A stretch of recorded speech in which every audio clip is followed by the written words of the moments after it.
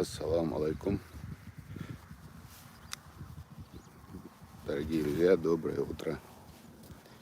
Я, кажется, в прошлую пятницу выходил в эфир. Вот получилось сегодня тоже пятница. Дебертки долго. Сейчас раз уже вышел в эфир, чтобы это время было для вас не совсем бесполезным. Расскажу вам одну вещь. Я, наверное, по этому поводу потом видео сделаю, отдельно загружу. Но сейчас расскажу. Один мой знакомый на днях рассказал и показал мне, что он стал жертвой мошенников. Он получил сообщение от своей тети, которая уехала на лечение в Москву. Получил сообщение примерно такого-то содержания, что вот так и так, дорогой такой-то племянник, у меня тут большая проблема. В общем, мне для лечения срочно нужны деньги, но у меня заблокировали карту. Перешли, пожалуйста, там такую-то сумму вот на этот номер, на этот счет. И человек взял, мой знакомый взял, перечислил на этот счет указанные деньги. Он получил это сообщение по WhatsApp с номера своей тети. И недолго думая, зная, что она поехала на лечение, он перечислил эти деньги на указанный номер. Потом, когда созвонились на следующий день по какому-то вопросу, он задал вопрос и узнал, что на самом деле она ничего не писала, что ее аккаунт, ее WhatsApp взломали мошенники, и они рассылали эти сообщения. Представьте себе. Потом этот же товарищ, знакомый, рассказал, что еще двое его знакомых стали объектами такой же атаки.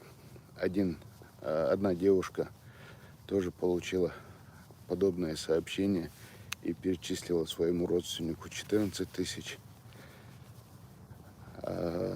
Ну, и еще один из знакомый получил такое же сообщение, но, зная уже эту историю, не стал перечислять. Так что похоже, что эти мошенники уже действуют в массовом порядке. Будьте, пожалуйста, более осторожны. И на днях я получил по WhatsApp, по рассылке получил видео. Записывала одна женщина это видео. И она рассказывала, что ей позвонили якобы от пенсионного фонда. Рассказали, что там где-то у нее зависла информация о полуторагодовом стаже. И чтобы этот стаж учесть, нужно там что-то сделать. В общем, она рассказывает, как женщина, которая ей позвонила, очень долго, очень красиво, очень четким голосом, интеллигентно с ней разговаривает, объясняет, знает ее фамилию, имя, отчество, знает ее паспортные данные, знает ее адрес места жительства, все знает. Ну, к сожалению, бывает в интернете, что такие базы данных людей продаются.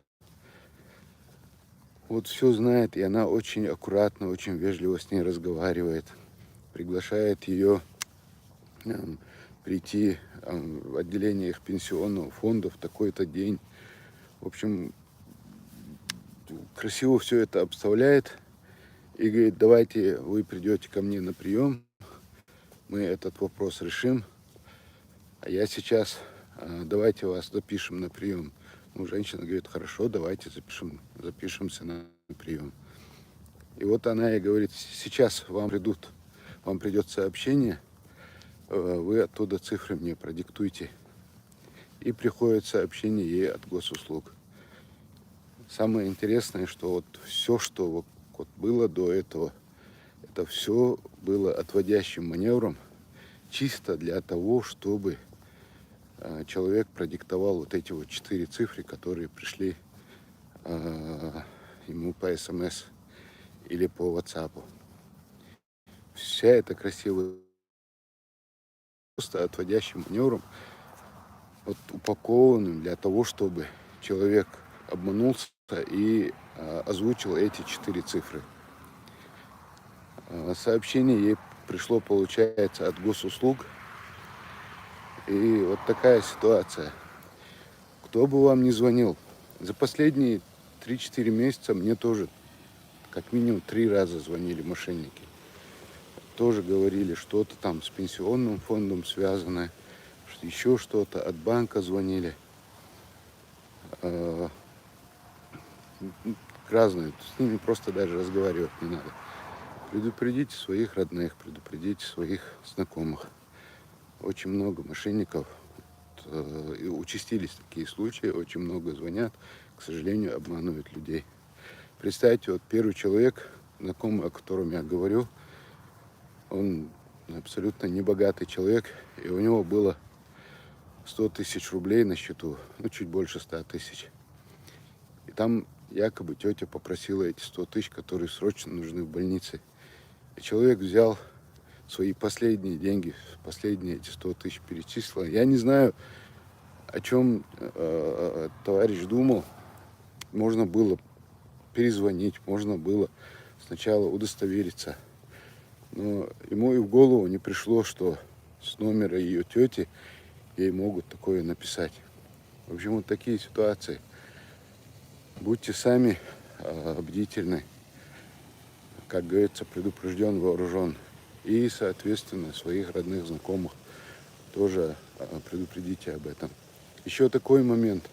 Один из специалистов, моих знакомых, который хорошо разбирается в этом, прислал, нам в группу друзей прислал скриншот с примером. Через Telegram присылают разные сообщения. Тоже присылают сообщения от ваших, с номера ваших товарищей, потому что до этого взломали их аккаунт, их Telegram. И получается, что вы получаете сообщение от вашего знакомого с номера вашего знакомого, друга, родственника, неважно. И там какая-то фотография или какая-то ссылка, которую надо открыть. Как минимум, скажу, вот он показывал, там идет, как бывает на фотографии, там под фотографией бывает, допустим, название этого файла. Там идут какие-то буквы или цифры, потом идет точка, и идут потом еще несколько букв или цифр. Вот после точки в этом шли 3 буквы АРК на английском. АРК. Вот человек объяснил, что вот это АРК ни в коем случае категорически фотографию или ссылку или файл этот нельзя открывать. Ни в коем случае. Человек получает, мошенник, злоумышленник получает доступ к вашему телеграмму. И уже может, во-первых, прочитать все, что вы там написали, с кем-либо общались.